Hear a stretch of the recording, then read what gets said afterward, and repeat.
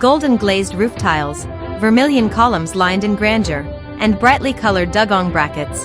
The hip roof style and the double-eaved East Asian hip and gable roof style reflect the architectural forms of Ming and Qing dynasty imperial halls. In ancient times, such structures were reserved exclusively for royalty and nobility. Today, they have become artistic sanctuaries open to all. This is Taiwan's first national-level cultural park, the National Theatre and Concert Hall. The National Theatre Hall and National Concert Hall stand in harmonious contrast to the blue-tiled, white-walled Chiang Kai-shek Memorial Hall. After the passing of President Chiang Kai-shek in 1975, the government decided to construct the Chiang Kai-shek Memorial Hall and simultaneously planned the National Theatre and Concert Hall. Construction began in 1981. The structural framework of the two halls was completed by the end of February 1986. The finishing work, overseen by the RSEA engineering agency, then commenced progressively. The scope of work included the traditional architectural finishes, such as the installation of glazed tiles, decorative painting, and wood carvings, specialized acoustic treatments, including omega brick walls, soundproof flooring, and other sound insulation measures. In addition, marble installation for both interior and exterior walls, as well as landscaping of gardens and decorative pavilions, were undertaken. Work on the roof was the first task to begin. A synthetic material was first laid as the base layer, followed by layers of bituminous felt and non-woven fabric, forming a complete waterproof roofing system. The roof tiles used were lively-hued yellow glazed palace tiles. The construction area spanned 9,000 square meters, with nearly 500,000 tiles required, making it a project of considerable scale. Each tile underwent strict quality control inspection. During installation, the tiles were carefully aligned and placed according to layout markings, stacked upward piece by piece, then secured with stainless steel wire and nails. Along the flying eaves of the roof ridges, figurines of immortals and mythical beasts were installed. Traditionally, these figures symbolize protection and good fortune. Each figurine was hollow inside, filled with mortar, and anchored with steel rebars embedded into the base. At both ends of the main roof ridge are dragon head-shaped ornaments called zhangwen. Due to their large size, they were first kiln-fired in sections and then reassembled during installation. The roof features specially designed smoke vents. At both ends of the traditional hip and gable style roof, there are gable walls adorned with giant relief sculptures, showcasing the beauty of traditional decorative patterns. These were meticulously crafted using fine plastering techniques. On the pillars and beams, sparrow braces serve as traditional decorative elements. They were first sculpted in clay, then cast into molds to form precast panels, which were bolted onto the pillars and beams. The National Theatre and Concert Hall adopted a standard Qing dynasty-style color painting. The paintings were created based on special designs and meticulously hand-painted, stroke by stroke, before being assembled into vibrant, lively murals. The traditional phrase carved beams and painted rafters symbolized nobility in ancient times, with each motif bearing its own auspicious meaning, expressing solemnity without frivolity. Above the audience seating, ceiling suspension frames were installed, forming numerous walkways for maintenance work. The main caisson ceiling sits at the center beneath the suspension frames. The caisson is richly adorned with carved floral patterns and wooden sculptures. These wooden carvings, symbolizing auspiciousness and harmony, are indispensable decorative elements in traditional architecture. Dugong are the most commonly seen ornaments in traditional architecture. Here, various types and sizes of dugong are assembled piece by professional craftsmen using first-grade cypress wood. Many of the flat ceilings in the National Theatre and Concert Hall are composed of finely carved and assembled wooden panels. The carved patterns on the ceilings are made from 25-centimeter thick particle board as the carving material. Each pattern features intricate craftsmanship and elegant lines, designed by architects after extensive research and verification. The making of these traditional wooden carvings required a tremendous amount of manual labor, with meticulous chiseling done bit by bit. every seemingly simple pattern demanded considerable time from design to completion.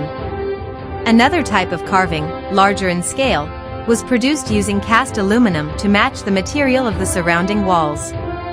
These patterns and motifs were cast separately in sections, then assembled together.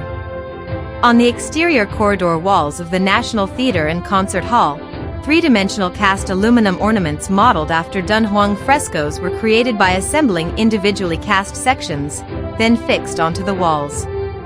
Their surfaces are coated in gold, standing out prominently against the backdrop of the walls. As Taiwan's premier performing arts venues, soundproofing installations were of paramount importance in the construction. The Omega soundproof brick wall system is one of the highlights of the project. This type of soundproof wall can block out up to 40 decibels of noise. At about 10 centimeters outside the main concrete wall, an additional brick wall is constructed. The construction sequence begins by installing a layer of sound-absorbing glass wool on the inner concrete wall, then placing an Omega spring base at the bottom of the outer brick wall to prevent structural sound transmission.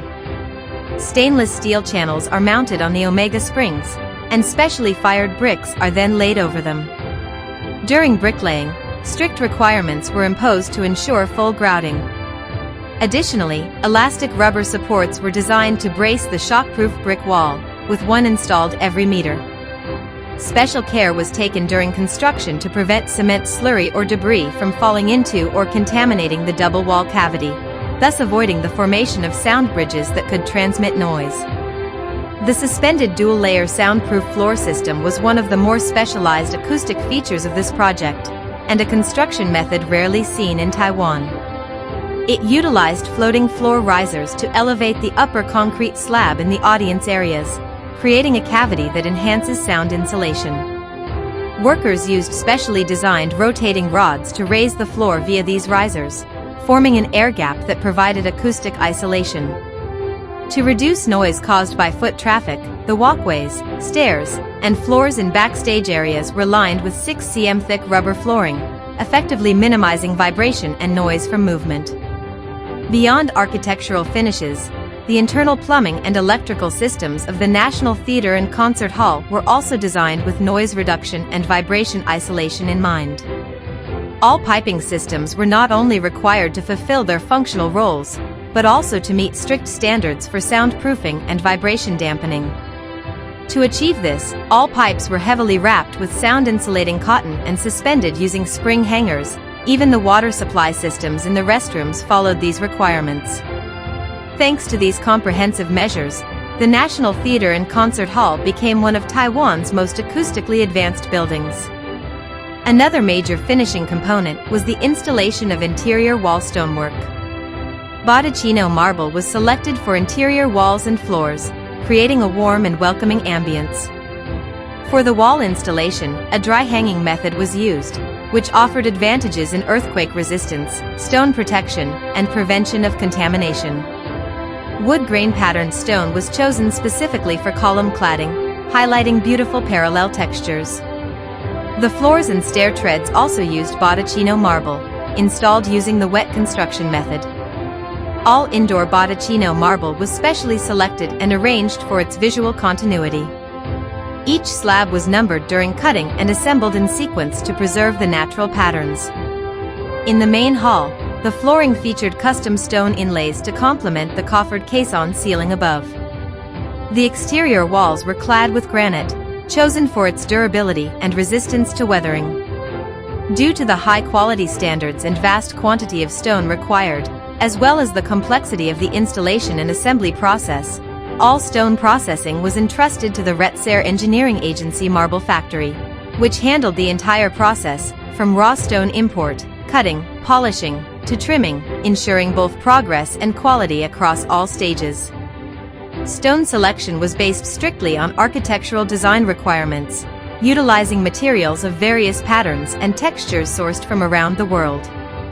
Only the cloister platforms used 6 cm thick Kinmen granite, renowned for its exceptional strength and global reputation, making it the material of choice for the cloister steps and flooring. In addition, the floor of plaza between the two halls was entirely paved with granite. These granite slabs, in varying shades of light and dark, were arranged into specially designed patterns, creating a textured surface that harmonized beautifully with the stone facades of the two halls. The two halls house a total of 800 rooms, each designed and finished according to its unique function and purpose.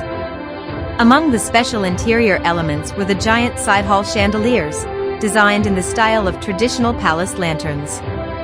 These grand fixtures were made from stainless steel tubes, copper tubing, antique-style cast bronze, and Austrian crystal pieces. Their luxurious forms added elegance and brilliance to the entire theater complex. Interior decoration is a meticulous undertaking. It not only demands the integration of Chinese cultural spirit and innovative design, but also requires a dignified and distinctive architectural style. While applying modern construction techniques, practicality, cost efficiency, and durability are equally emphasized. Above all, the audience's audiovisual experience was the foremost consideration. With the RSEA Engineering Agency engineers' skilled and thoughtful craftsmanship, combined with these well-rounded design considerations, the National Theatre and Concert Hall became one of the most beautiful and technologically advanced performing arts venues in the world.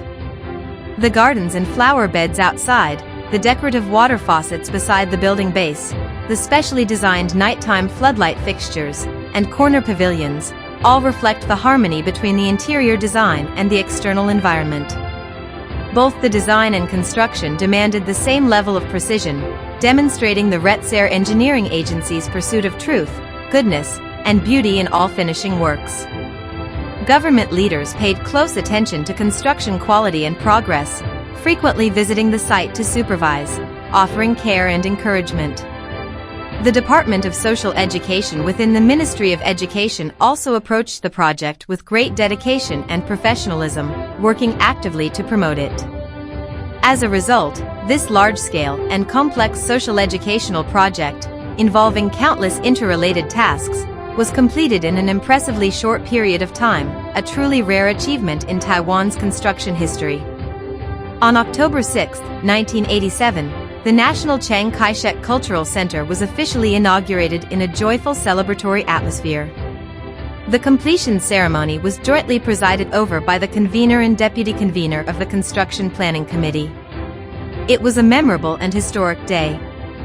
From that moment, the National Theatre and Concert Hall stood poised on Taiwan's soil as a platform for dialogue with the world. Every year, numerous large-scale international arts festivals are held, introducing both the most classic and the most cutting-edge performances from around the globe. Through a diverse range of artistic and cultural programs, the center strives to nurture artistic appreciation, establishing a cultural park for all citizens, and positioning itself as a leading brand in the performing arts across Asia.